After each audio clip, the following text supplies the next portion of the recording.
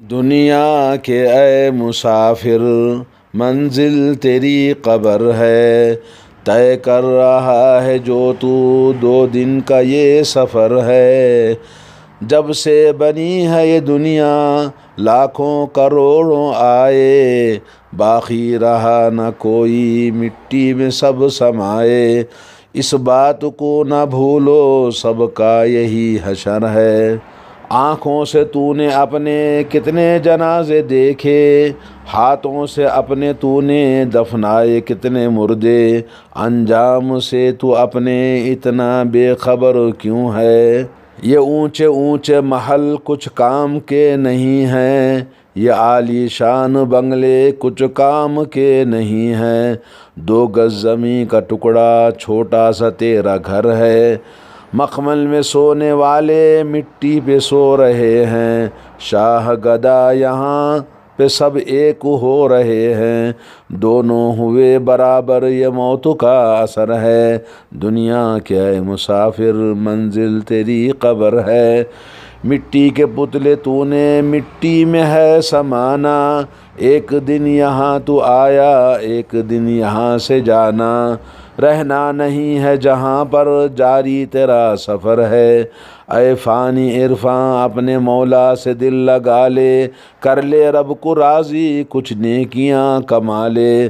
سامان تیرا یہی ہے تو صاحب سفر ہے، دنیا کے اے مسافر منزل تیری قبر ہے، طے کر رہا ہے جو تو 2 دن کا یہ سفر ہے۔ بسم اللہ الرحمن الرحیم۔ دوستو بھائیو، آپ نے دیکھا کہ انسان اس دنیا میں آیا ایک دن اور دوسرا دن اس کا منزل قبر ہے۔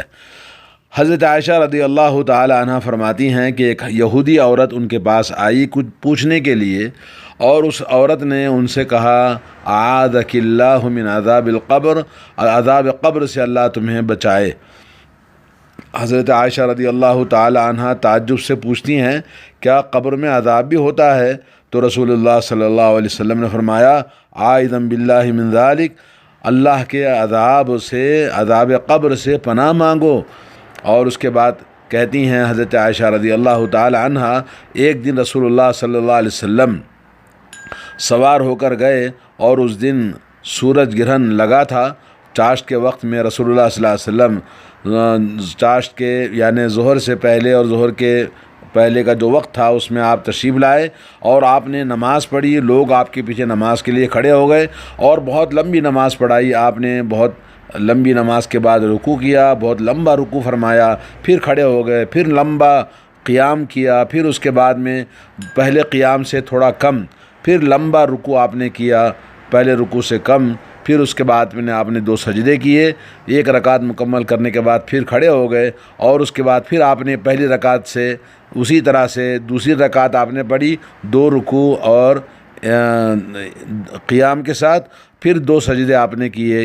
گویا 4 رکوع 4 سجدے 2 رکعت آپ نے نماز پڑھی۔ یہ سورج گرہن کی نماز تھی۔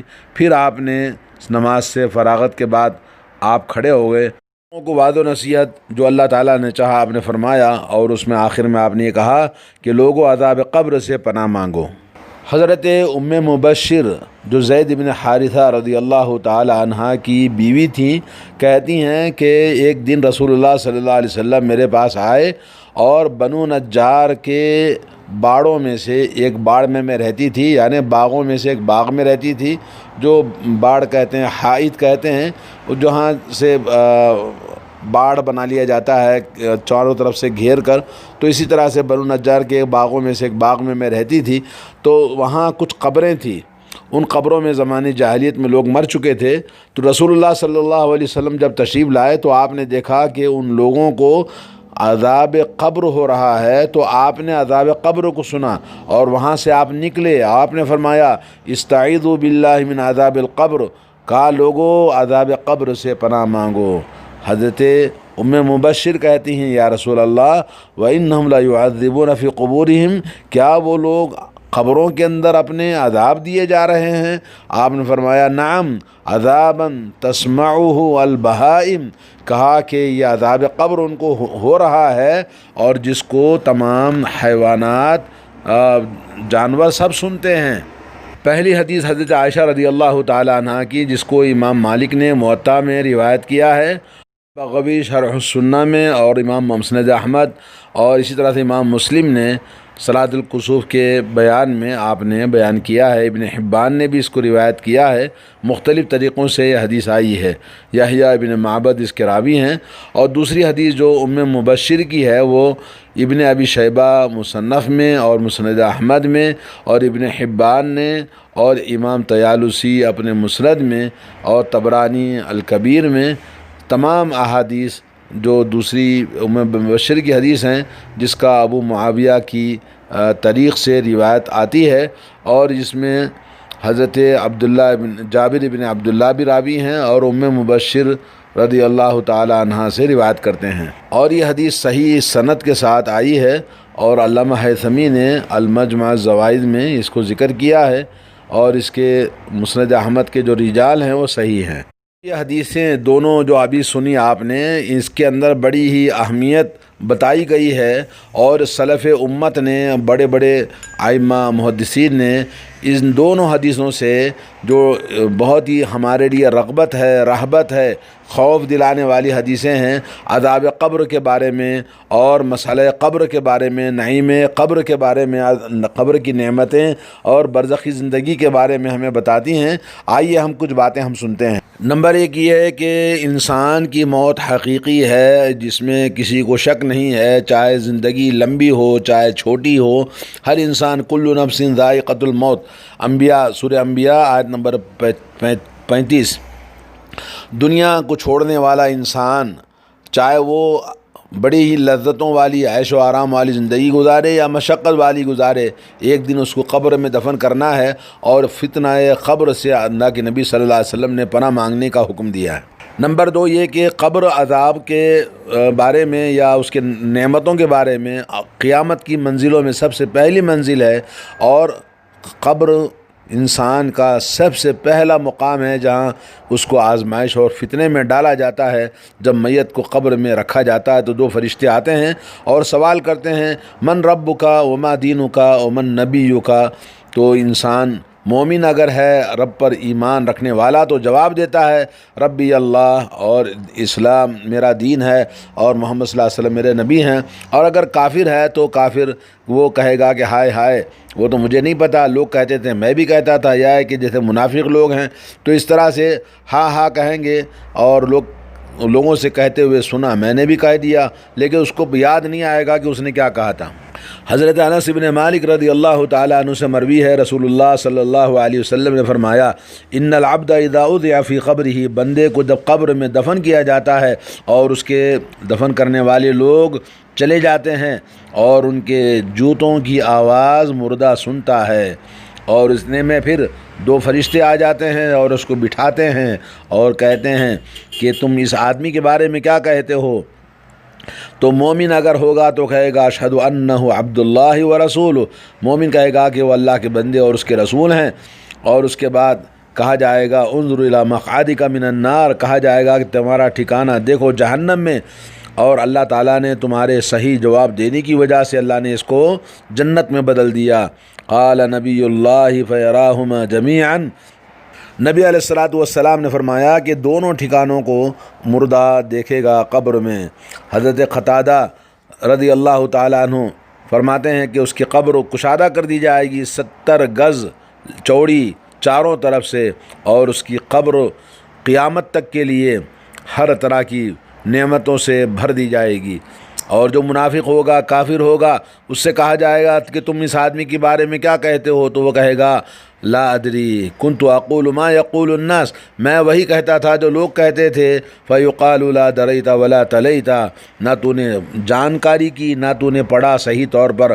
ویضرب بمطارق من حدید، اس کے بعد لوہے کے ہتھوڑوں سے اس کو مارا جائے گا، اور وہ چیختا اور چلاتا ہوگا، اور جس کی چیخ اور چلانا انسان اور جن کے علاوہ سب سنیں گے۔ یہ حدیث صحیح بخاری صحیح مسلم میں ہے۔ اسی طرح سے ایک اور حدیث ہے بہت ہی مشہور، حضرت براء بن عازب رضی اللہ تعالیٰ عنہ کی، عذاب قبر کے بارے میں اور عذاب کے فتنوں کے بارے میں۔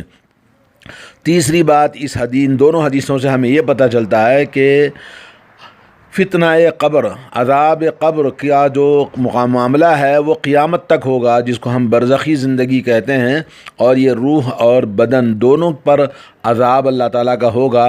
مومن اگر ہے تو جنت کی نعمتیں اس کے لیے قیامت تک جاری رہیں گی، اگر وہ کافر ہے، منافق ہے، تو اس کے لیے قیامت تک عذاب ہی عذاب ہوگا، جس پر قرآن مجید کی بہت ساری آیتیں دلالت کرتی ہیں۔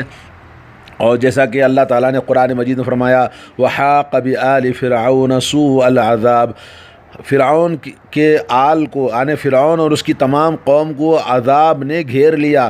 النار یعرضون علیہا غدوا وعشیا ویوم تقوم الساعة وادخلوا آل فرعون اشد العذاب، عذاب جہنم ان کو پیش کیا جائے گا، صبح اور شام ہر وقت عذاب ہوتا رہے گا، اور اس کے بعد پھر قیامت کے دن ان کو کہا جائے گا کہ آل فرعون کو اشد عذاب، سخت عذاب میں جہنم میں داخل کر دو۔ یہ سورہ غافر آیت نمبر 43 سے 46 تک۔ اسی طرح سے بہت ساری اور بھی آیتیں ہیں جو احادیث دلالت کرتی ہیں۔ علامہ نووی رحمۃ اللہ علیہ کہتے ہیں کہ کثرت احادیث صحیحہ نبی علیہ الصلوۃ والسلام سے اور صحابہ اکرام کی جماعت سے مروی ہے اس سلسلے میں، عام عقل ہماری سمجھ میں آئے کہ نہ آئے، لیکن اللہ کے تعالیٰ قبر کے اندر نعمتیں اور عذاب دونوں جسم کے ساتھ میں اور بغیر جسم کے روح کو اللہ تعالیٰ عطا فرماتا ہے۔ اگر عقل سمجھ میں نہیں آتی ہے تو آدمی مسلمان شریعت پر ایمان رکھنے والا اس کو قبول کرنا اور اس پر عقیدہ رکھنا اور ایمان رکھنا واجب ہے، اگرچہ ہماری سمجھ میں نہ آئے۔ اور عذاب قبر کی تائید میں ایک اور حدیث آپ کو سناتا ہوں جو حضرت ابن عباس رضی اللہ تعالی عنہما فرماتے ہیں کہ رسول اللہ صلی اللہ علیہ وسلم مر النبی علی قبرین فقال انہما لا يعذبان وما يعذبان في کبیر اما احدهما فكان يسعى بالنمیمة والآخر فكان لا يستتر من بوله۔ صحیح بخاری کی اور صحیح مسلم کی حدیث ہے کہ رسول کریم صلی اللہ علیہ وسلم نے فرمایا کہ جب دو قبروں کے پاس سے آپ گزر رہے تھے تو آپ نے کہا کہ ان دو قبروں میں عذاب دیا جا رہا ہے، اور یہ جو عذاب ہو رہا ہے کوئی بڑی چیز کی وجہ سے نہیں ہے، بلکہ ان دونوں میں سے ایک کو عذاب چغلی کھانے کی وجہ سے، ادھر کی ادھر لگانے ادھر کی ادھر لگانے کی وجہ سے، اور دوسرے کو جو عذاب دیا جا رہا ہے وہ پیشاب سے بچتا نہیں تھا، پیشاب کے چھینٹوں سے، پیشاب کے چیزوں سے اپنے آپ کو، جسم کو بچاتا نہیں تھا، تو ان کو عذاب دیا جا رہا ہے۔ ایک اور حدیث سنیے صحیح مسلم کی، حضرت زید بن ثابت رضی اللہ تعالیٰ عنہ کہتے ہیں کہ ایک مرتبہ نبی کریم صلی اللہ علیہ وسلم اپنی سواری پر بیٹھ کر بنی نجار کے کسی باغ میں، کسی باڑ میں آپ گزر رہے تھے، تو آپ کے ساتھ ہم بھی موجود تھے۔ اتنے میں دیکھا کہ آپ کی سواری بدکنے لگی اور اب قریب تھا کہ آپ کو گرا دیتی۔ آپ نے دیکھا کہ وہاں خبریں موجود ہیں، 6، 5، 4 ممکن ہے اس طرح خبریں تھیں، تو آپ صلی اللہ علیہ وسلم نے پوچھا من یعرف اصحاب هذه القبور، ان قبروں کے جو مدفون لوگ ہیں کون جانتا ہے ان کو؟ ایک آدمی نے کہا انا۔ آپ نے فرمایا فمتا مات هؤلاء، یہ لوگ کب مر گئے تھے؟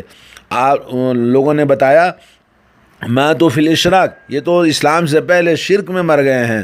آپ صلی اللہ علیہ وسلم نے فرمایا ان هذه الامة تبتلى في قبورها فلولا ان لا تدافنوا لدعوت الله ان يسمعكم من عذاب القبر الذي اسمعوا منه۔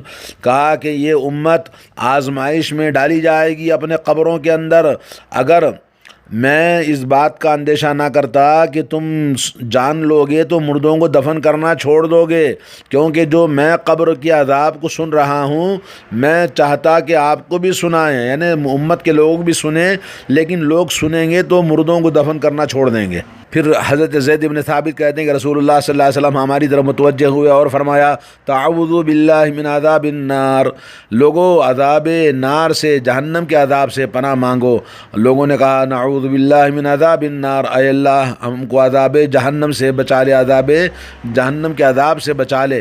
پھر اس کے بعد آپ نے فرمایا تعوذوا باللہ من عذاب القبر، لوگو عذاب قبر سے پناہ مانگو۔ لوگوں نے کہا نعوذ باللہ من عذاب القبر، عذاب قبر سے ہم پناہ مانگتے ہیں۔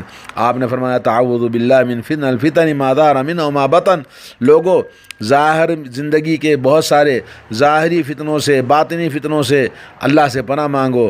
ہم نے کہا نعوذ باللہ من الفتن ما ظہر منہ وما بطن۔ پھر آپ نے فرمایا تعوذ باللہ من فتنۃ الدجال، دجال کے فتنے سے پناہ مانگو۔ ہم نے کہا نعوذ باللہ من فتنۃ الدجال۔ یہ حدیث صحیح مسلم کے اندر تفصیل کے ساتھ آئی۔ حضرت عبداللہ بن عمر رضی اللہ تعالیٰ عنہما سے صحیح بخاری مسلم کے اندر یہ ہے کہ رسول اللہ صلی اللہ علیہ وسلم نے فرمایا ان احدکم اذا مات عرض علیہ مقعدہ بالغداۃ والعشی، جب تم میں سے کوئی آدمی مرتا ہے، دفن کیا جاتا ہے تو صبح اور شام اس کے ٹھکانے کو بتایا جاتا ہے۔ اگر وہ جنتی ہے تو جنت والا ٹھکانہ دیا جائے گا، اگر وہ جہنمی ہے تو جہنم والا ٹھکانہ ہوگا، اور کہا جائے گا کہ یہ تیرا ٹھکانہ ہے جو قیامت کے دن تو اس جگہ پہ پہنچ جائے گا۔ نمبر 4 یہ ہے کہ دوستو عذاب قبر اور نعمتوں والی زندگی جو برزخی زندگی ہے، اس کی حقیقت کا ہمیں علم نہیں ہے سوائے اللہ تعالیٰ کے۔ اللہ کے رسول صلی اللہ علیہ وسلم نے جو بتایا ہم وہی بات کہیں گے، اور اس سلسلے میں کوئی بات نہیں کریں گے، اس لیے کہ اس میں کوئی عقل کی بات کوئی ہمارے باس نہیں ہے، اور عقل اس کی کیفیت کے بارے میں اور اس کے بارے میں جو کچھ بھی اس ٹھکانے کا مقام ہے، شریعت نے جتنا بتایا اتنا ہی ہم کہیں گے، اور جو شریعت نے لایا ہے ہم وہی بات بتائیں گے۔ شریعت کی چیزوں کو جو ہماری عقل میں نہ آئے ہم اس کو اپنی طرف سے کوئی بھی بات نہیں کہہ سکتے، اور عقل میں نہ آنے والی باتیں شریعت کی بہت ساری باتیں ہیں، لیکن ایمان ہمارا ہونا چاہیے، عقیدہ ہونا چاہیے ان کے اوپر، اور ہمیں اپنی عقل سے کوئی بات نہیں کہنی ہے۔ نمبر 5 یہ کہ علامہ ابن قیم نے کہا کہ ایمان تمام سلف صالحین کا عقیدہ یہ ہے کہ میت مرنے کے بعد میں یا تو عذاب میں ہوگا یا تو جنت کی نعمتوں میں ہوگا، چاہے وہ بدن پر ہو، روح پر ہو، یا بدن اور روح دونوں پر ہو سکتا ہے۔ یہ ہے کہ تمام انسان اور جن کے علاوہ تمام حیوانات، جانور سب عذاب قبر کو سنتے ہیں۔ نمبر 7 یہ ہے کہ ہر مسلمان کو ہمیشہ عذاب قبر سے پناہ مانگنا چاہیے۔ اللہ تعالی ہمیں توفیق عطا فرمائے۔